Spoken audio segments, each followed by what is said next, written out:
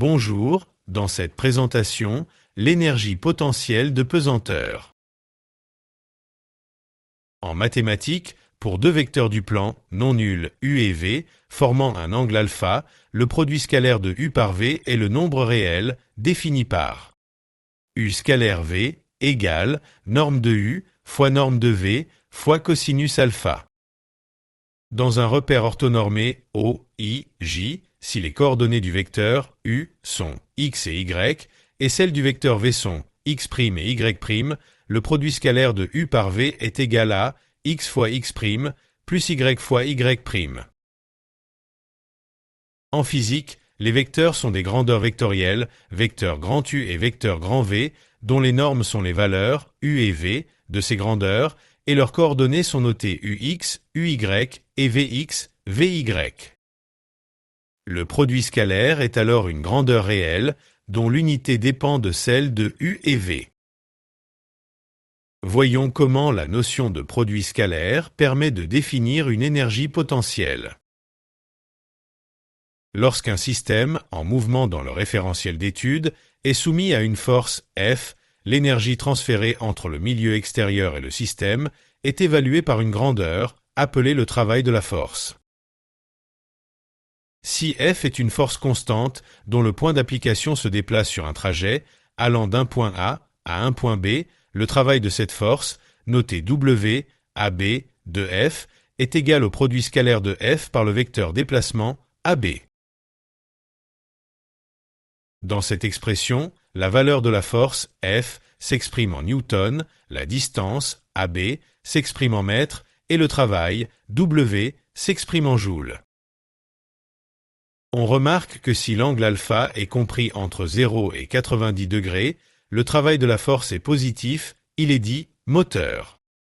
Si l'angle alpha vaut 90 degrés, le travail de la force est nul, on dit que la force ne travaille pas.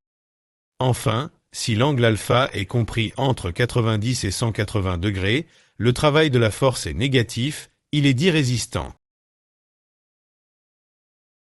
Par exemple, le poids, vecteur P, égale m fois vecteur G d'un système de masse m est une force constante, verticale et orientée vers le bas, car le champ de pesanteur, vecteur G, est considéré comme uniforme. On choisit un repère orthonormé O, I, J, tel que l'axe OY soit vertical ascendant. Dans ce repère, les coordonnées cartésiennes du vecteur P sont 0 et -mg, et celles du vecteur déplacement AB sont xb-xa et yb-ya. Dans ces conditions, l'expression du travail du poids est -mg, facteur de yb-ya. Ce travail est moteur si YA est supérieur à YB et résistant si YB est supérieur à YA. Cette expression montre que le travail du poids ne dépend pas du trajet suivi, mais uniquement de la position des points de départ et d'arrivée A et B. On dit que le poids est une force conservative. À toute force conservative est associée une énergie potentielle, EP, qui s'exprime en joules. La variation de cette énergie potentielle entre les positions A et B est égale à l'opposé du travail de la force conservative qui s'exerce sur le système lors de son mouvement entre ces deux positions.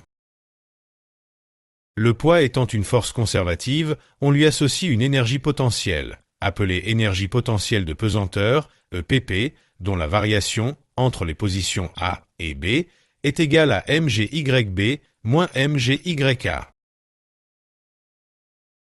Ainsi, l'énergie potentielle de pesanteur d'un système de masse m, situé à une altitude y, a pour expression EPP égale mgy plus c, où c est une constante égale à la valeur de l'énergie potentielle de pesanteur pour une altitude nulle, c'est-à-dire pour y égale 0 m. Cette constante est nulle si on choisit arbitrairement EPP égale à 0 joule pour une altitude nulle. Cela vous a aidé? Merci de liker cette vidéo et de s'abonner à la chaîne.